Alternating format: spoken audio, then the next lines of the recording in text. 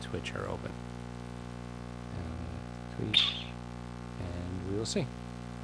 We will see if that works at all. And while we're at it, I'm just going to start the show. What episode do we have? Okay. All right, you ready? Ready as I can be. Okay. We are the New York Knicks. I'm back. Rocking New York. Well, it's the Knicks. New York. We are the New York Knicks. New York. But this new season we're about to enter, the Knicks taking no shorts just like winter. New York, New York. New York be about the Knicks, huh? But the best thing about New York City is K-N-I-C-K-S. Everybody say go New York, go New York, go! Go New York, go New York, go! Hey everybody, welcome to the New York Knicks podcast, episode 554, part of Dash Radio. I am Jay. How you doing, Mark? Jay, can I suggest new opening music for the show? Sure. You want me to do all this work, right? Yeah. Can you find just some song where they sing the roof is on fire, and just replace the word roof with Knicks? So, I'm guessing you're not going to be very positive this episode. No, not. I have a question for you. Actually, I have a question about efficiency. I just want to know if you know a lot more about basketball. Like I know some about basketball. I think you're the more knowledgeable person here. Would you say so, Jay? Probably, yeah. I'd say Good enough. A fair assumption. Okay, so I'm going to ask you from an efficiency standpoint. One thing I've noticed, I'm a fan. So a lot has happened since last show. The Knicks have. So what happened since last show? The Knicks did they beat San Antonio before last show, or was that after last show? I think that was after, but they changed their starting lineup again. So that was the big news. Okay, then they. So Mitchell Robinson got moved to the bench for Noel. Noel looks like he is playing injured, right? Is that fair? Like, yeah. And then, but anyway, and we'll come back in 1 second. So they beat the Spurs, they lost to the Pacers, lost to the Raptors, lost to the Bucks, and big games of the week against the Bucks. Grimes had a huge game. We'll talk about it. And Obi, who now is out on COVID protocol, had a great game against the Raptors. So I had a question about Obi, actually, and Tim being not playing for a couple days, probably whatever. I'm going to answer the question. Mm-hmm. So Obi spots up for three a lot, right? He does, yeah. Yeah. So what would be? And I know when he gets the ball, when they kick it out to him for a three, would it be more efficient for him to take the ball and just chuck it into the stands? I'm just asking because that way the Knicks can at least get back on defense when he misses a shot, and I know he's going to miss every time because you can't shoot threes. I have a million complaints. I don't know why I started with that one, but Jay, talk about whatever you want to talk about. Yeah, 19% is not good. Not good. No. There's a lot of things that are not good. It's almost half of league average. League average is like 36%, so we're not even in the ballpark of average. No. I mean, 19% in a wheelchair basketball league would still be below league average. Okay, so the big things this week, they changed starting lineup. What do you think about starting an injured Noel over a out of shape Mitchell Robinson? I mean, it was worth a shot. What is Tibbs supposed to do at this point? Like, 3/4 of the roster has regressed drastically, and the rest are like rookies. And he's like, well, what the hell am I supposed to do with this? Right. It's the conundrum here is everything like I saw on Twitter. Some people are like, well, if the team tanks or the team starts playing poorly, is Tibbs going to survive this? I'm like, Tibbs has been coaching for a long time. He has a ton of experience. He just won Coach of the Year last year. Are we really talking about getting rid of another coach in such a short period of time? How insane is this fan base?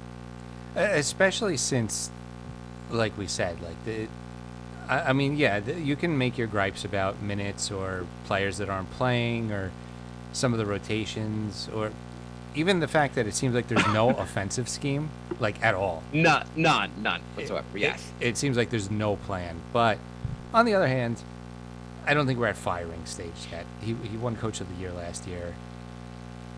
So, yeah, I mean, it's insane. Like, you have to think of all the things here. Simmons is probably a pretty good coach. His offensive schemes could use some work. Maybe he can bring in an offensive coordinator, so forth. The Knicks had one of the best defenses in the league last year. This year they have one of the worst defenses. I know a lot's going wrong, but I think the problems are much bigger than Tibbs. And he should coach for 5 years or somewhere close to that. They should give him a chance to figure this out. It's a lot of problems that are not his fault. But do you know? So I saw this. Mitchell Robinson, his defensive rating on and off the court. He is a 114 on the court, and they're 109 when he's off the court, with negative 4.5. So they are, with 114 points per 100 given up, is one of the worst defenses in the NBA, and that's with Mitchell Robinson on the court. I mean, and that was after benching Kemba, who was supposed to be the problem. Yeah. It's 114 and offensive rating was 109, but still 114 is terrible. Yeah. Then when Nerlens Noel's on the court, they're at 113, which is also terrible. Mm-hmm. Like, you should be getting close to, when Taj is on the court, they're 102. That's more in line with what you want. And then when Jericho Sims on the court, their defensive ratings are 90, which is just a statistical aberration. I don't think Jericho Sims is that good. I mean, 90 would be amazing. He's actually there at 90 with him defensive rating and a 110 offensive rating, so a plus 20, which would be like the best in the NBA. That's just an aberration, but it is really terrible how bad our centers have been. Yeah, and they were supposed to be the anchors, the really good. Yeah, I really don't know. Yeah, I mean, the pitch with this team, or the Tibbs thing was, well, Nerlens Noel and Mitch aren't great on offense, but you're going to have 48 minutes of rim protection out there with them. The entire defensive scheme is built on the fact that these guys are awesome around the rim, and also they can help. They can come out to help. They can come out to the 3-point line. They're very nimble, agile defenders, which they both have been. Do you think it's? Is it just? Why have they both been so bad? It's just the injuries? Is that the issue, basically? I think it's the injuries for Noel, and it's probably all the weight Mitch put on. He seems too slow.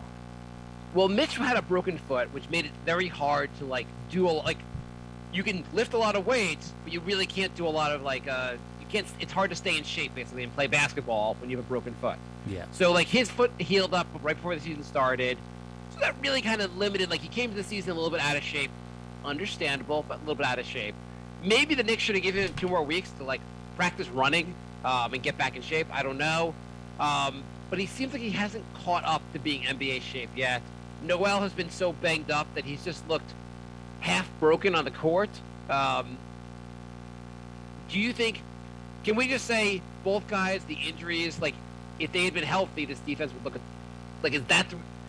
Are we blaming Tibbs or just the bad luck with these injuries? There's bad luck with injuries, but the eye test is telling me that Randall's not playing nearly as good. Oh, I was just doing the centers. I mean, we can go through every position why they're all a complete disaster. Well, yeah, I mean, it's bad luck with the center injuries, but I wouldn't say the whole defense is bad just because of that. It seems like there's a lot going on. If you had to describe the defensive scheme the Knicks run, what is the defensive scheme?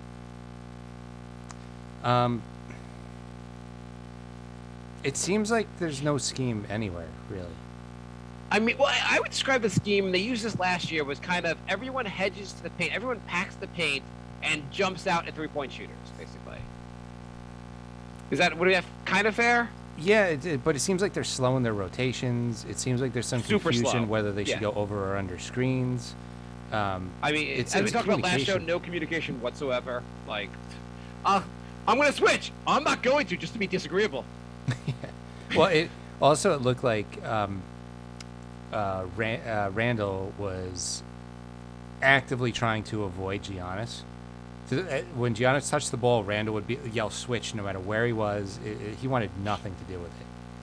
Randall just looks like, I don't know, there's like, this team does and it reflects Randall does a lot. Randall seems like part of the game he's kind of coasting, not giving all that effort. Then when they're down by like 20, suddenly he'll give some effort. And that's the whole team. The whole team seems like it's like just kind of lost, kind of not giving a lot of effort. Then suddenly we can get back in it by giving a lot of effort. But we just can't seem to give effort for 48 minutes. I'm just having trouble putting my finger on, like, maybe it's a bunch of things, and that's why we can't pinpoint the problem. Maybe there's so much going on. But yeah, I mean, even Randall's offense, what I've noticed, last year it seemed like he was both, first of all, it just seemed like he was hitting more shots. But he was passing. He kind of had a flow to, like, it seems now he's more predetermined. Am I going to pass on this play or am I going to shoot on this play? I'm not going to make a decision during the play. Yeah. And, like, sometimes he seems like in the Milwaukee game, he didn't seem to really want to be involved in the offense for a lot of it. Well, I saw a stat.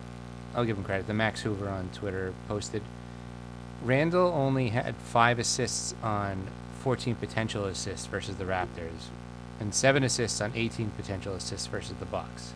So his teammates are missing an awful lot of shots, and if they're hitting those, his game looks. You could see he got 12 assists. That's why he didn't score a lot of points. Like. Right, but like even if he gets 12 assists, the guy should put up 20 points.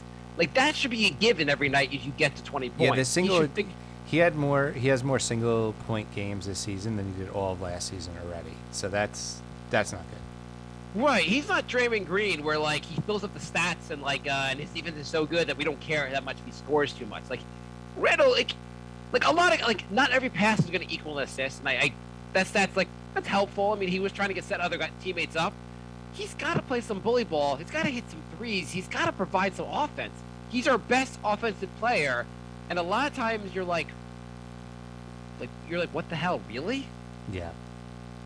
Yeah, he's definitely failing the eye test, and he's starting to fail all the advanced tests as well. I mean, do we have to go down by 20 every night? I'd rather not. It just makes everything like every game now is just like, okay, let's see if we can like cut and chip into this lead. And you're like, why don't you play the same exact way on minute 1 so you don't go down by 20? It's to the point where they go down so much so quick. It's like, it's disheartening. You watch the game and 6 minutes in, they're down by 12, and you're like, you know, they come back a lot, but it's frustrating watching them go down so much so quick. And they made the change with Kemba, and Kemba's defense looked terrible. And I was listening to Bill Simmons, who was like, he's like, I don't know why the Knicks not watched him on the Celtics the last 2 years. Like, I don't know why they even got him. Right. But like, we put all this blame on Kemba. He took him out of the starting line, just not even starting lineup. He just benched him, and the starting unit is just as bad. Well, the starting unit is so bad that Kemba's like league worst plus minus is now inching up to the point where it's almost tied with Randall's. Yeah. I think Kemba has a plus minus of 19.5 and Randall is minus 19.1. It just doesn't matter who the Knicks start. Like, I mean, it does matter. Obviously, there's certain people that are starting that are the issue. Randall, obviously, the centers are an issue. I mean, our starting point guard, I know we're now making Burks the starter, but like, Burks I like Burks, but he was a bench player last year, and probably for a reason. He's not our answer at point guard. Well, he's not like the point guard. Yeah, I mean, it's absurd that we got to the point where like Leon Rose is like, he's been here for 2 years now. Rose has been here for 2 years, and at the 2-year mark, our starting point guard, by choice of the coach, not injury, is Alec Burks, because that's what he's left with. Yeah, it's. We thought we had 4 point guards, and we're starting a shooting guard. I mean, I would like to see. I would have liked to see McBride play a little bit. I know also 3 guys. So 2. Alec Burks was out there against Milwaukee because birth of a child, and then Obi Toppin and who else was out? Barrett. Yeah, Barrett were out for COVID protocols. I I assume Burks will be back against Golden State tomorrow, probably. He should be back. But I'm assuming also the COVID protocol guys are not going to be back for a couple of days, They're right? not. Yes, that's correct. They won't be back. I would have liked to see McBride, and one reason I like to see McBride is that like there aren't that many point guards that are point guards on this team. I mean, you have Quickly, you have Rose. Rose is clearly more meant for the bench unit. I guess why not start Quickly over? I guess did Quickly start against the Bucks also? I'm not even remembering. He did not start against the Bucks, right? Why not start Quickly and just keep Rose on the bench? Or is there any answer for the starting lineup, Jay? I mean, I feel like our point guards are not real point guards. Like, I feel like Quickly's more of a shooting guard. Yeah. And, yeah. I think Quickly's been doing a good job of really trying to find other players, and, like, he's developing as a point guard. But you're right, and Rose is more of a in-between hybrid guard, if anything, these days. Yeah. And, Um, yeah, I don't know. Everyone's playing just weird basketball. Yeah, Duffin said he's passing up open shots that he'd always take last year, like good shots.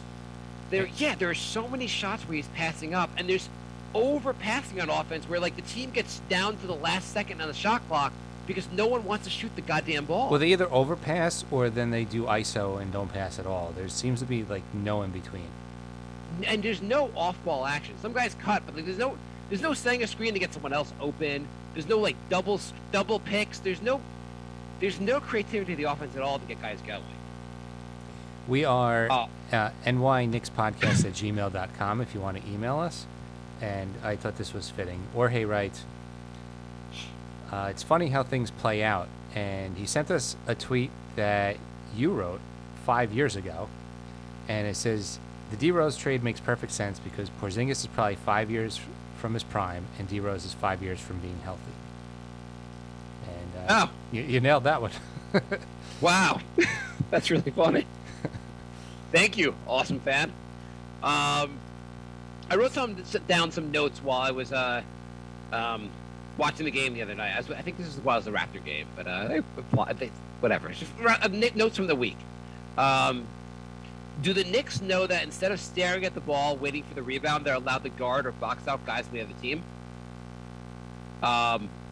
When you run back on defense, how about you look for a guy in the opposing team and stay close to him? I mean, I feel like boxing out is a lost art. I watched that. The ball goes up, and everyone just watches the ball, and nobody even, like, tries to grab a guy. But it's also, like, when guys are running back, like, my second point, like, you see so often, like, there's like a fast break or something going on where the Knicks have to get to defense, and the Knicks are just running to the other side as if it doesn't matter where they're standing. Look for a guy in the other team and go near him, because he's usually going to be open and score. Also, how about Randall posts up somewhere near the basket? How about he doesn't post up at the three-point line? I like that. Are the Knicks... Do league rules prevent the Knicks from going under a screen? I think they might. Also, do the Knicks just think everyone on the other team is really dangerous? That's why they have to double everyone? Should the Knicks get 6 players since they double everyone on the other team? I know. They're double teaming like 8th man off the bench. So I was also watching. So the Knicks keep packing the paint and trying to close out on 3-point shooters. And I'm watching in the Raptor game, and the Raptors are just doing something a little different. They're just covering us. The Raptors seem to have all these open shots. The Knicks can't get anyone open. It seems like just covering guys seems like a better style. That's an interesting strategy. Yeah, I thought it was kind of, I was like, I don't know how the Raptors figured that part out about just covering guys, but it seemed like it worked really well because the Knicks could not get guys open, whereas the Raptors just stood through white line with no one like near them. It's pretty radical ideas they got going up there, but yeah. I don't know. Also, at the end of a quarter, at the end of a half, or anytime when Randall's doing the last shot at the end of a half, does he need to really fight for a double team? Is there any chance he could just shoot, like, pass out to someone else? Does he always have to take that shot? It would be nice if he got a lot better at passing out of the double team. We don't always have to do ISO. Sometimes he does. Sometimes he passes out, but like when the last shot in a quarter, any shot of a quarter, when the time is running out, he has to always do like he has to go into the double and just find some way to chuck up a shot. Like it's like his league rules say only your star player is allowed to shoot that shot. Yep. I'm just like, why? Like, is this really gonna go in? You're going into 3 guys right now. Agreed. Yeah. And then also, I also noticed that every time the Knicks do a take foul, it comes back to bite them later in that quarter when they either that guy goes into foul trouble like 5 minutes later, or like they immediately go into like the penalty. There was one play, and I forget. I think it happened in the Raptor game also, and I forget who exactly did it. But they fouled the other team. They got like a take foul, and the Knicks were already in the penalty. So they just sent instead of allowing the fast break, they sent the Raptors to the line. It was just so idiotic. Anyway, that was my my ranting. How are you doing, Jay? The show start, the show over, Knicks are over. Show's still going. So how can this team? It's not even. We used to, in the bad seasons, which were pretty much every season before last season, the season would be over by January. It's not January yet. Is the season over yet, Jay? no, it's not over yet. They still, believe it or not, have a better record than they did last season. At this point. That is, believe it or not. Is it going to hold true when they lose to Golden State tomorrow? Then they will be tied with last season. Great. Well, then they'll trade for Derrick Rose and everything will be fine. Are we going to be talking about, you know how we almost talk about, hey, you remember the 54-win season? The 54-win season. What an amazing team. The 54-win season. Oh, you remember time when we almost won the championship with the 54? We talk about a team with some kind of reverent, like, oh my God, I hope you were alive back then. Are we going to be talking about the 41-win team? Hey, do you little kids remember? You may not be old enough, but I remember that time Knicks won 41 games. The 54-win season was almost 10 years ago now, right? Yeah, it's just we almost talk about that was the great time. We don't have the 90s anymore. We have the 54-win season. Which is a normal playoff team for most franchises. Yeah, I mean, we made the second round. It's just not that exciting, unless you're just a disaster of an organization. So we discussed. I messaged you if you remember this. I wanted to debate with you whether the Knicks should they tanking or basically buyers or sellers at the deadline. Okay. You want to do that debate? So let's have a word from our sponsor, and then we will do the debate, and we will do some listener questions, and we have a little bit of positivity to talk about too, believe it or not. Okay, that sounds great. All right. And I also have a Knicks. Where are they now? Excellent. All right. DraftKings Sportsbook is coming soon to New York. It won't be long until you can bet on all your favorite sports right here in the Empire State on top of rated DraftKings Sportsbook app. You know DraftKings for their daily fantasy contests, and now they brought you their expertise to sports betting so that sports fans everywhere can get in on the action. DraftKings Sportsbooks offers everything you would ever want from a sports betting app, from player props to same-game parlays. They have it all. In just a short time, you'll be able to bet on all your favorite sports from the comfort of your own home with one of America's top-rated sportsbooks, DraftKings Sportsbook. DraftKings is safe, secure, and reliable. Best of all, you can deposit and withdraw your cash whenever you want. So check out DraftKings and tell them I sent you by using promo code NYKP. That's promo code NYKP. DraftKings Sportsbook coming soon to New York State. Eligible restrictions apply. See DraftKings.com/sportsbook for full details. Must be 21 plus and physically present in New York. And if you have a gambling problem, call 877-8-HOPE-NY. And back to you, Mark. I was going to say, our buddy and sometimes co-host of Brink of Sanity, Bry, does DraftKings in Connecticut and tells us that he always asks us for advice on his bets. It sounds super fun. I am very excited for when this comes to New York. Yeah, I mean, I've done a couple daily fantasy games, but I want to get in on the parlays. It sounds pretty awesome. It does. Anyway, where are they now? I forget if I've done this one before. But where are they now? Landry Fields. You know where Landry Fields is? Should I pretend I don't? I don't know what team Okay. I don't know what team he is. I know he's going to be a GM, but I don't know what team. Yeah, the Atlanta Hawks. He's the assistant GM there, and they say he's in line to become the GM in the future. I always liked Landry Fields. I'm happy for him. How could you not like Landry Fields? I was always a huge fan. You remember when he did that Modell's commercial? That was where awesome. He pretended to be a Modell's. By the way, Landry Fields, for those that don't remember, he was drafted by the Knicks. He had a pretty decent rookie year. We never thought he was going to be great or anything, but he seemed like a decent enough player. We thought he was going to break the Charlie Ward curse. Yeah, you thought he'd be here for a long time. The Toronto Raptors overpaid him, and then he kind of got injured and fell off. But anyway, he did this great Modell's commercial where he pretended to be a Modell's employee, and he was helping someone buy jerseys, Knicks jerseys. And he's like, "What about Landry Fields?" And the person was like, "Oh, Landry Fields, I don't want that jersey." That was just funny because it was Landry Fields selling the jersey. Yeah. But anyway, I am very happy for him. I wish he'd be the Knicks GM. Not that I'm commenting on how he's doing with the Hawks. I just like I love having former players take positions with the team. So as much as once you like that, if they had like former Knicks players who actually were like the Knicks GM and like. Yeah, especially former players I liked. Like the only one the Knicks have is Allen Houston, and I'm a little bitter about Allen Houston's whole situation. So. I also don't even know what Allen Houston's real role with the team is anymore. Like I don't know exactly. Like I want someone fan-facing role. So whether it be GM, team president, coach, someone you're going to see a lot and like whatever. Anyway, or at least an assistant coach Anyway, what else are we going to talk about, Jay? Oh yeah, you want to debate, Jay? I'm going to take the side that the Knicks should still try to make trades to improve the team and still go all in this season. And you're going to take so my point basically is we've committed a lot of money on this franchise already. We're going to be capped out basically for the next few years. Why not try to add Miles Turner? Why not trade a bunch of free agents, bunch of first-round picks to try to get Ben Simmons, put together a package, try to make this team better. We've got Randall's prime. We've got a bunch of young talent. We can turn this around. The team was really good last year. It can be turned around fast.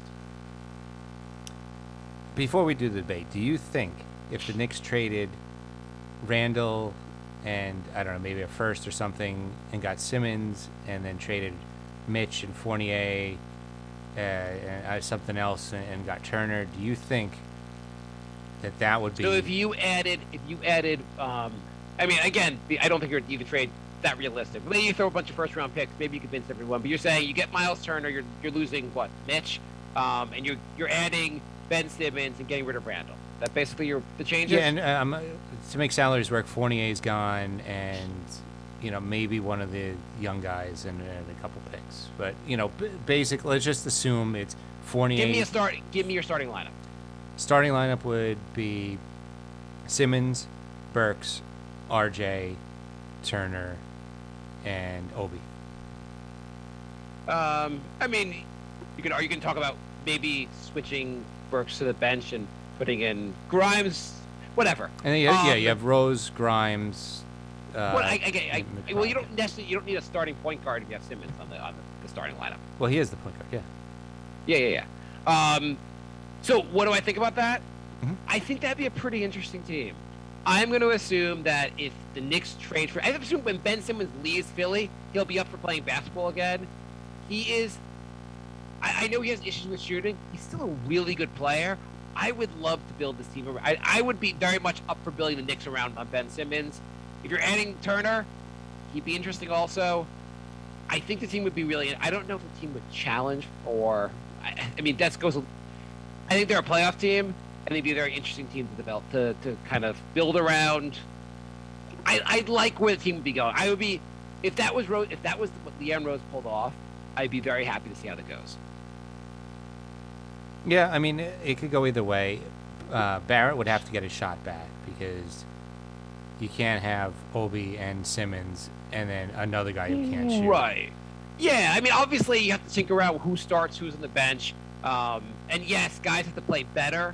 But in theory, like, a guy like Ben Simmons would make the team better. And Ben Simmons is a very good point guard. He would make the team a lot better. And I said Turner just because he would space the floor. Because you would need a guy like Turner if you got a guy like Simmons. Yeah, I mean, and Turner can space. Yes, Turner can space the floor.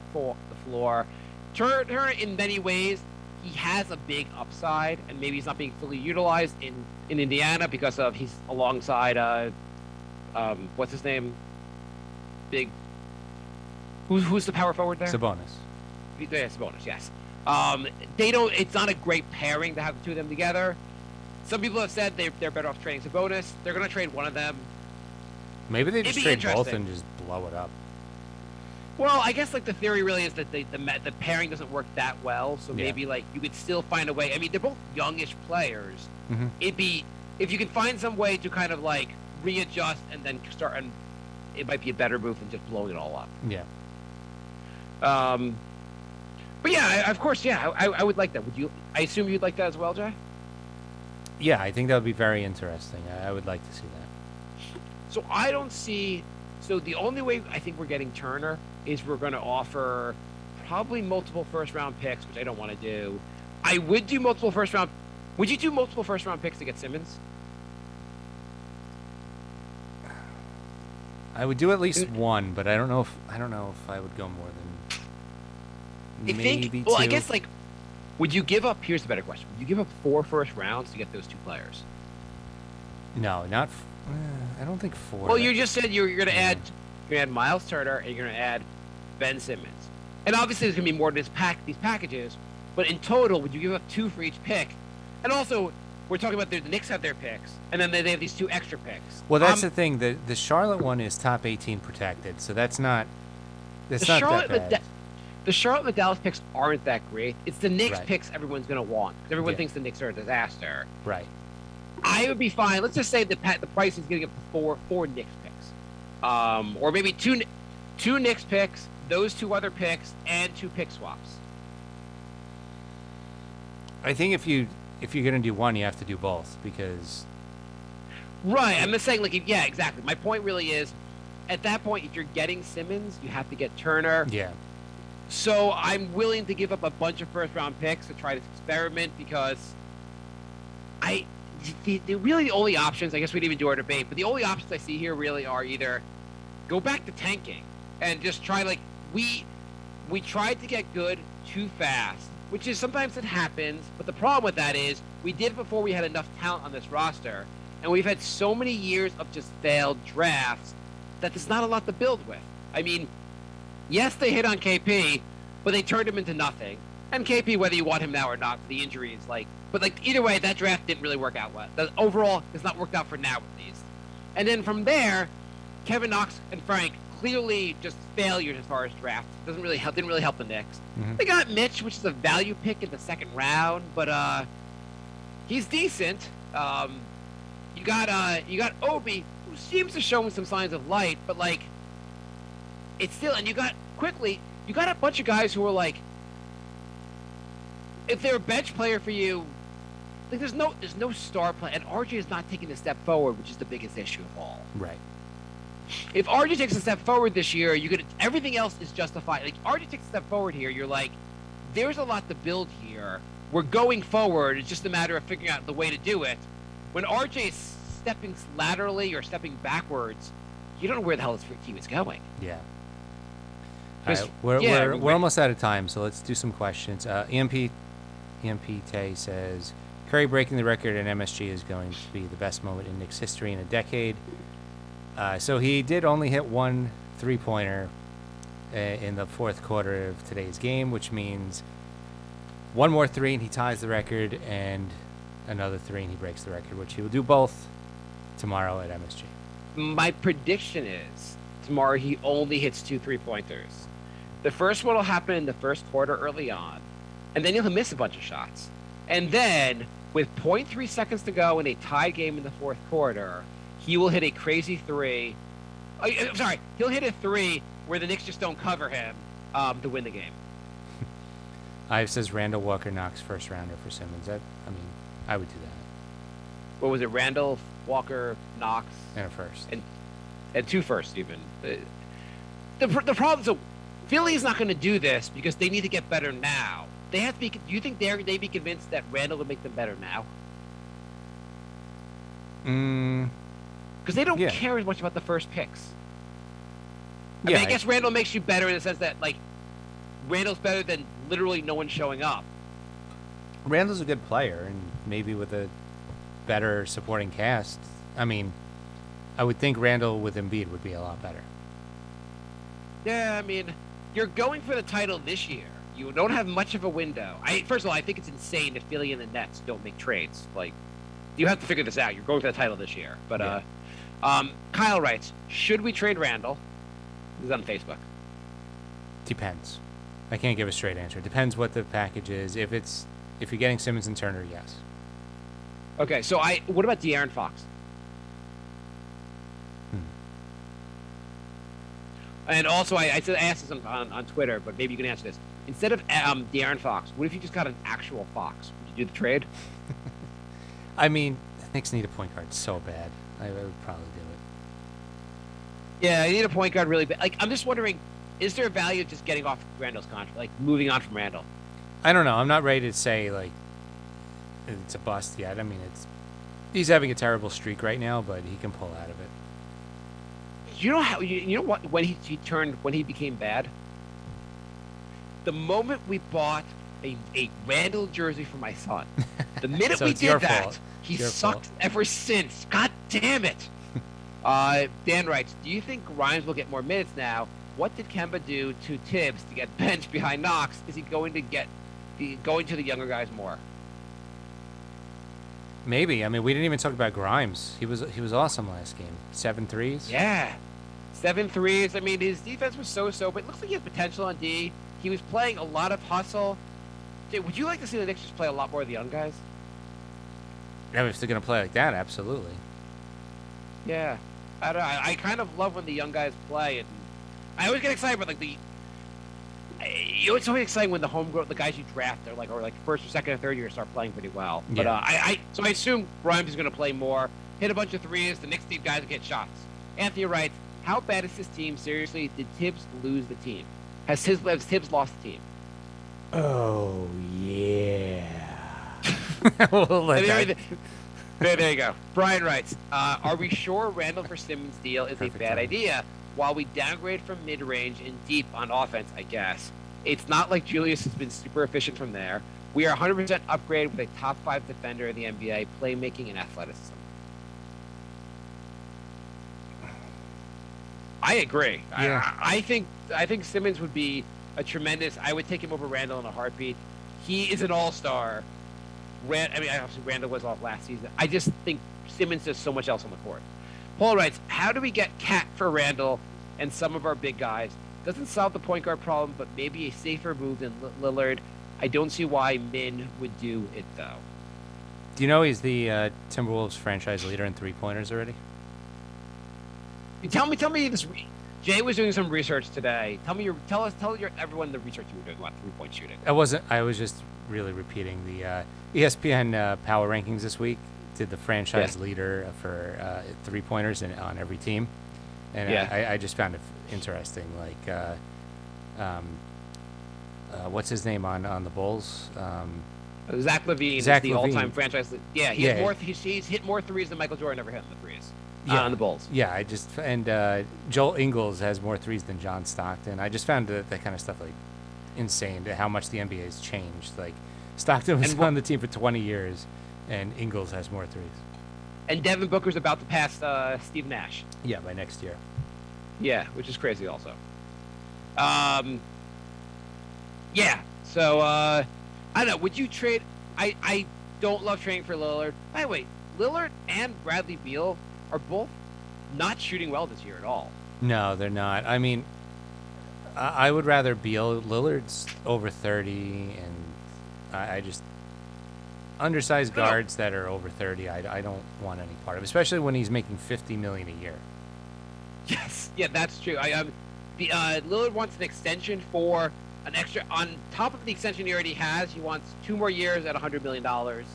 I'll pass. Yeah, I'm all set with that. He'll be like 36 and 37 when that hits. So I'm all set with that. By the way, Beal's 28. His numbers are really off this year. The fact that you'd have to trade basically everything to get him, I don't think I'd do that either. No, I would do that if I was the Wizards, man. You get all the Lakers stuff for Westbrook, and then you get all some other team stuff for Beal. Like they could be instantly good again. Like. Yeah. I would not. So I wouldn't. I don't think I would trade for Cat either. I don't love his defense. But I I am all in. Jay is now the team's GM. He's going to be calling around. He's going to get Ben Simmons. He's going to get Miles Turner. I'm up for that. I think that's a good move. Those are good moves, Jay. I've said Dame is 33. I thought he was 31. Jesus. Yeah, no, I definitely don't want that. Yeah. Wait, Dame is 33 right now? According to Ives. I trust him. No. I mean, that sounds right. I just didn't even realize he was that old. He's 31, actually, so that's wrong. Oh, I was right. Okay. Yeah. Sorry. Good. You can't lie to us. We have Google. I don't know if you guys... So we are NY Knicks Podcast on Facebook, Instagram, Twitter, Patreon. The New York Knicks Podcast.com is our website. We'll do one more email real quick. Jorge writes, every time we play a team with a center that can shoot, I don't want to re-sign Robinson. Absolutely trash on D. Yeah. I mean, it's just like he's scared to guard guys too far from the rim. Yeah. I mean, or maybe he thinks his assignment is to stay near the rim, but then I don't know. It's just insane. So the Knicks have coming up this week, and they have when I watched it, I'm like, why would we give $10 million a year to how much do you think Mitch is going to command within the open market?